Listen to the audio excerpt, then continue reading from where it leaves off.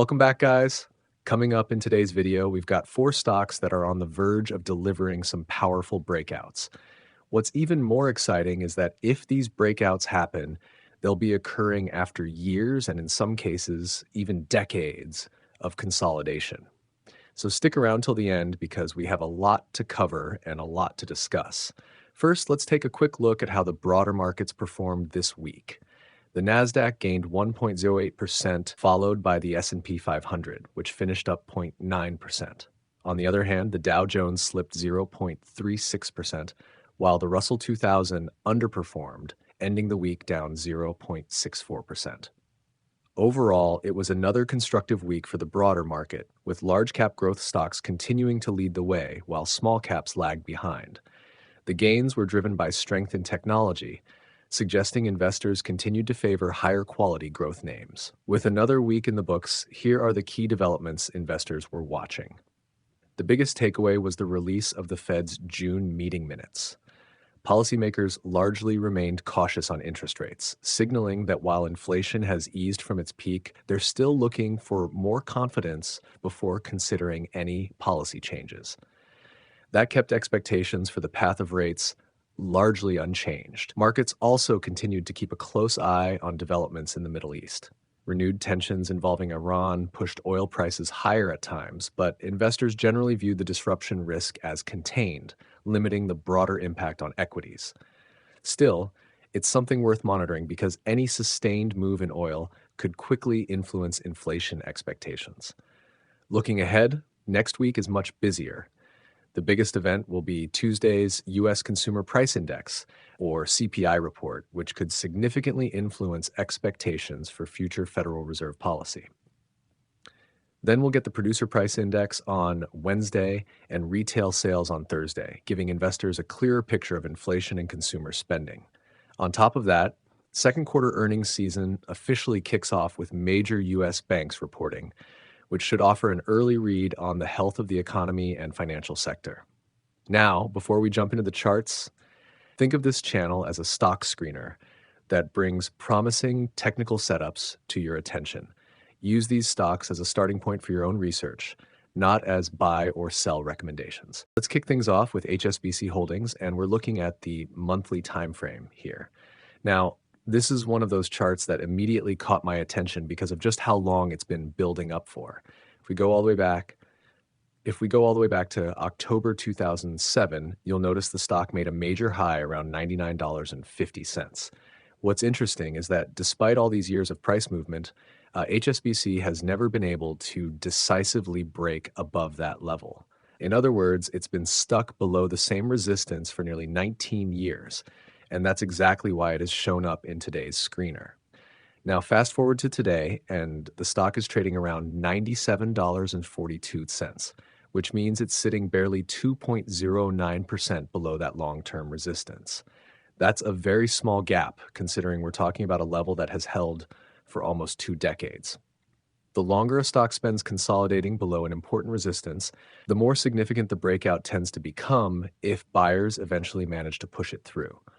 Of course, no breakout is guaranteed, but this is precisely the type of setup I like to keep on my watch list because if the stock does manage to close above $99.50, we'd be looking at a breakout after nearly 19 years of consolidation.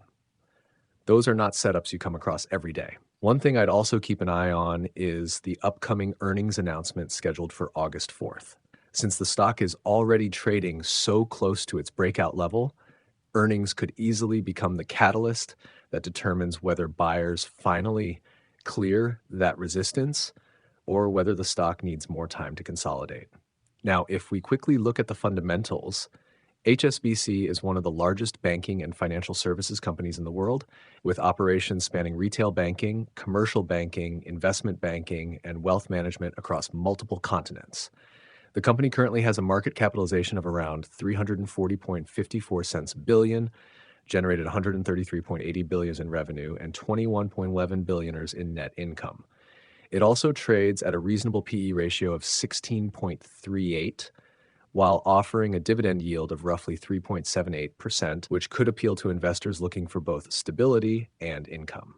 Next up, we have Universal Technical Institute, or UTI, and once again, we're looking at the monthly chart. Now, like HSBC, this chart too represents an exceptionally long consolidation. If you look closely, the stock made its previous all-time high around $48.50 back in May 2004. Since then, it has never been able to reclaim that level, meaning it spent more than 22 years trading below the same resistance. At the moment, UTI is trading around $48.45, which puts it approximately exactly at that breakout level, so it's definitely getting within striking distance. The reason the stock qualified for today's screener is straightforward. If buyers can eventually push the price above resistance, the stock would complete a breakout after more than in 2 decades of consolidation. Setups like these are always worth monitoring because long-term resistance levels often attract a lot of attention from market participants. One thing I'd personally like to see before getting too excited is continued strength as the stock approaches resistance. If price starts losing momentum well before reaching that $50 level, the breakout could easily get delayed.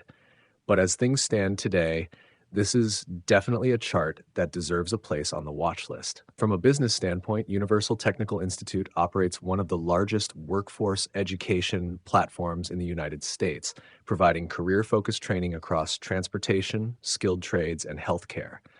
The company currently has a market capitalization of approximately $2.67 billion and generated nearly $869 million in revenue with $42.68 million in net income.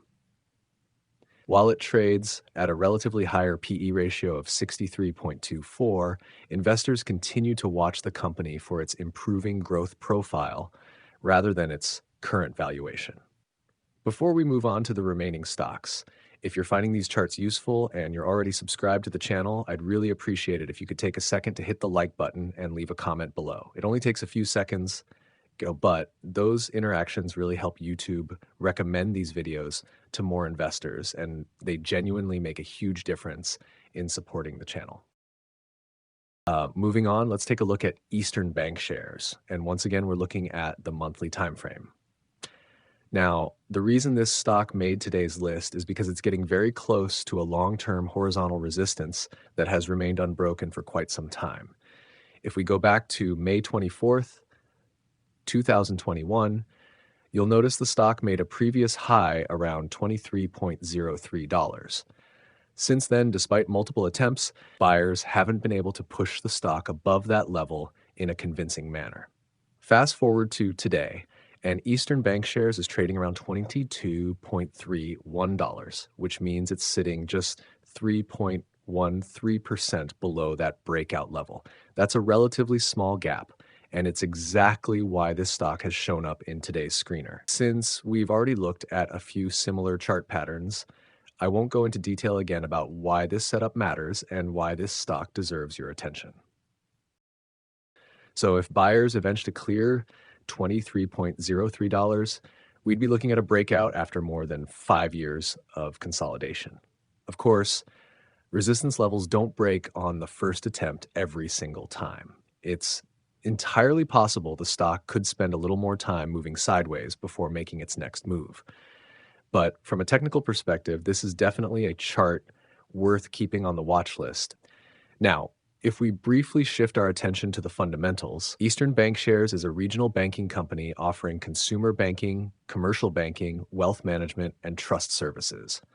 The company currently has a market capitalization of approximately $5.16 billion and generated $1.41 billion in revenue, along with $371.14 million in net income.